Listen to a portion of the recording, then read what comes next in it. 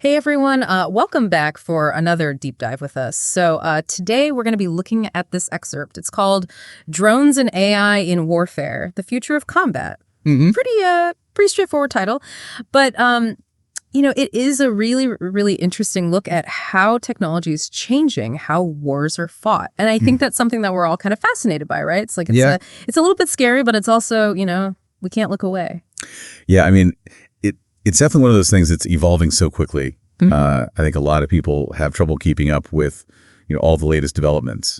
And it's something that we all need to be aware of because it's having a real impact on the world around us. Absolutely. And the source kind of jumps right into the numbers here, talking about how the U.S. has conducted over 14,000 drone strikes since 2002. I mean, that's just an incredible number. And it really highlights how drones have become this central part of modern military strategy. We've gone from using drones primarily for surveillance to to them being these autonomous weapons platforms. And that's a huge shift. Really changes how we think about warfare. Yeah, the source brings up this Turkish drone, the Bayraktar TB2, and it's been used pretty effectively in conflicts like in Libya and Ukraine, which really, I think, shows the growing influence of AI in the field. Yeah, the Bayraktar is a great example, but it's just one example. I mean, what we're seeing is this global race to develop and deploy AI-powered drones. China has the Winglong 2.5, which has these incredible image recognition capabilities. It can identify and track targets with amazing accuracy. And of course, the U.S. has the MQ-9 Reaper, which is known for its range and its endurance. It can stay in the air for a long time, which lets it carry out these extended missions. So every country is kind of tailoring their AI development to their own military goals. Right. And then that leads us to something that seems straight out of science fiction. I'm talking about drone swarms. Imagine hundreds of these AI-powered drones all working together like a single unit. I mean, the strategic implications are huge. Yes. I mean, the tactical advantages are clear. You could overwhelm enemy defenses. Yeah. You could carry out synchronized attacks from all sides. You could even have these drone swarms that adapt to changing battlefield conditions, on the fly. I mean, the scale and the flexibility of a force like that would be incredible. But wouldn't that kind of autonomous decision-making, on that scale, wouldn't that also come with a lot of risk? What happens if something goes wrong? With the AI. Well, that's the big question, isn't it? I mean, if you have hundreds of drones operating with, a lot of autonomy, then a single malfunction or a successful hacking attempt could be disastrous. Yeah. And it could have unintended consequences. It really makes you think about the balance between effectiveness and the potential for catastrophic errors. Right.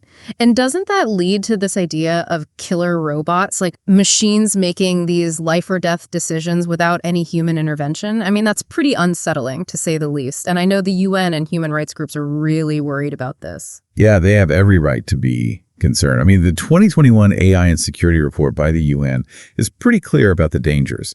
Autonomous weapons could make accidental wars more likely. They could be used for targeted assassinations. And it's not just theoretical anymore. We're seeing these concerns play out in real conflicts. Yeah, the report mentions the 2020 Nagorno-Karabakh war, where Azerbaijan used AI-powered drones against Armenian forces. And of course, we're seeing similar tactics in Ukraine right now, where both sides are using AI for surveillance and targeting, and maybe even for autonomous strikes. It's really interesting to see how AI is changing its role in warfare. It's going from being just a tool to being more like a force multiplier, almost like a battlefield commander, in its own right. Take China's use of AI-enhanced drones in the South China Sea, for example. These drones aren't just following pre-programmed paths. They're making decisions in real time based on these complex algorithms. They're adapting to their surroundings and coordinating with other units. That level of autonomy is a big deal. And it raises some fundamental questions about who or what is really in control on the battlefield. The source makes this prediction that by 2035, over 80% of military operations will involve AI-driven systems. I mean, if that's true, we're looking at a completely different way of fighting wars. So absolutely, the transformation's already happening. And it's not just about drones anymore. The Pentagon is investing billions of dollars in AI-powered weaponry across the board. Think about it. AI-controlled fighter jets, robotic tanks, cyber warfare units that can cripple enemy infrastructure incredibly fast. Yeah. The source also mentions DARPA's work on drones that can operate autonomously for a long time. They could be out there for months without any human input. It's almost hard to wrap your head around the implications of that. Yeah, I mean, it really does make you wonder, will humans stay in control of warfare? Or will machines eventually take over? It's a question that we really need to think about because the answer is going to shape the future of conflict. and maybe even the future of humanity itself. It's a question with some really huge implications. We're not just talking about military strategy here. We're talking about, what it even means to have a war in the future, the role of humans in warfare, and what control even looks like when you have these incredibly powerful technologies. Right. And it's not just about the battlefield either. This is a question for all of society, for the whole world, really. Yeah. I mean, think about the impact on international law, on global security in general, on, the basic idea that humans should be the ones making decisions about life and death. Yeah. It feels like we're at this turning point. Warfare is about to change in a really fundamental way, and we're still trying to figure out what the rules should be. And that's what makes this so difficult. Our current laws and ethical guidelines, they were all developed back when human soldiers were the ones making decisions in battle. So how do those rules apply when it's algorithms making those decisions, and when those decisions could have global consequences? The thing that comes to mind for me is accountability. If an autonomous drone malfunctions and hurts civilians, who's responsible? Is it the person who programmed the AI, the commander who sent the drone out, the political leader who authorized the mission? It doesn't seem like our current systems are ready to deal with those kinds of questions. That's a really good point. We need to seriously rethink our legal and ethical frameworks so that they can keep up with these technologies. How do you define accountability in this new era of warfare? How do you make sure there's still human oversight when machines are capable of acting independently for so long? We need to answer those questions, and the stakes are incredibly high. There's this real tension, isn't there, between the potential benefits of AI in warfare, maybe reducing casualties, making things more precise, maybe even preventing conflict by having this superior technology.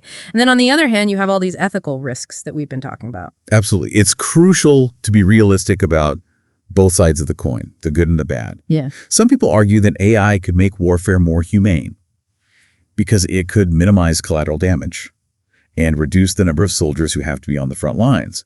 But other people think the risks of autonomous weapons are just too great and that we should ban them completely. The source doesn't really get into the psychological impact on soldiers, but I have to imagine that's a big factor too. How do you prepare someone mentally and emotionally to fight alongside machines that can make life or death decisions? That's something researchers are looking into right now. There's a lot of debate about it. Some people think relying on AI could lead to a kind of detachment. Soldiers might feel less responsible for their actions, and it could even erode some of the core values that have always guided military conduct.